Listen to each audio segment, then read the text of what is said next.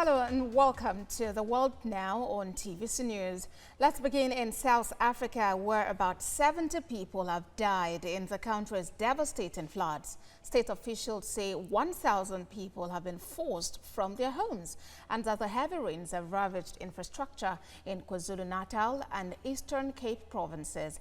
Emergency respondents have reported collapsed buildings and flooded roads, blocked sewer lines and toppled electricity pylons. South African military personnel have been dispatched to help rescue and evacuation efforts. The South African Weather Service has, however, warned that more heavy rain and gale force winds are on the way.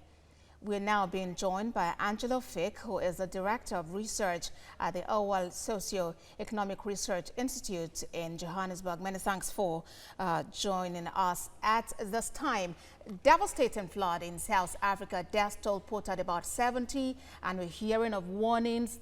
More rains could still come. Tell us what's going on.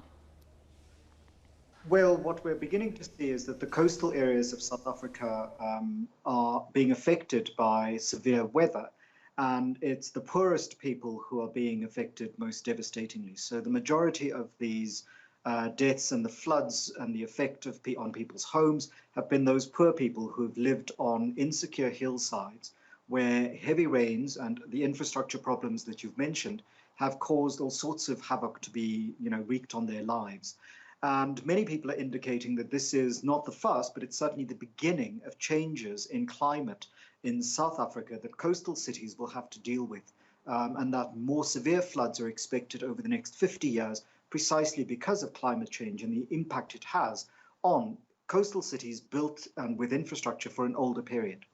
But does it seem the machinery government is putting in place is enough to combat this issue of flooding?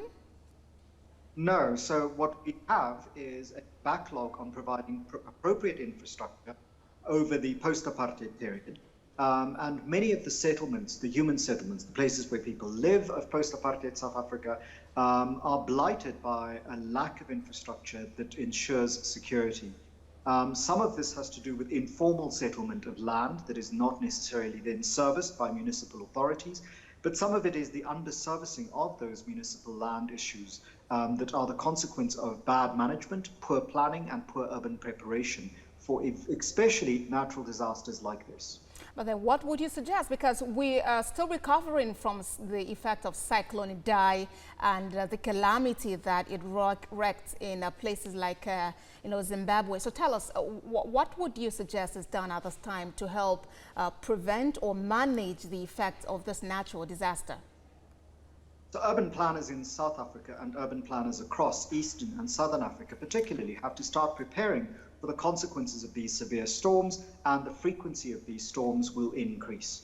And that means better urban planning for the poor people who are flocking to cities as the rural hinterland stops being economically active, and also that the fast urbanizing population of South Africa moving to coastal cities like Durban, Port Elizabeth, East London and Cape Town will have to be accommodated for by having proper housing, proper infrastructure.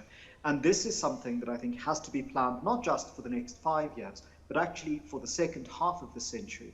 Because what we're sitting with is colonial and apartheid infrastructure that never planned for 58 million people. It was only ever meant to service 3 million people. And what we're seeing now, even in places like Mozambique, is that that colonial infrastructure, when not updated by the post-independence government, has consequences for the majority poor who end up living in the most vulnerable areas in our cities.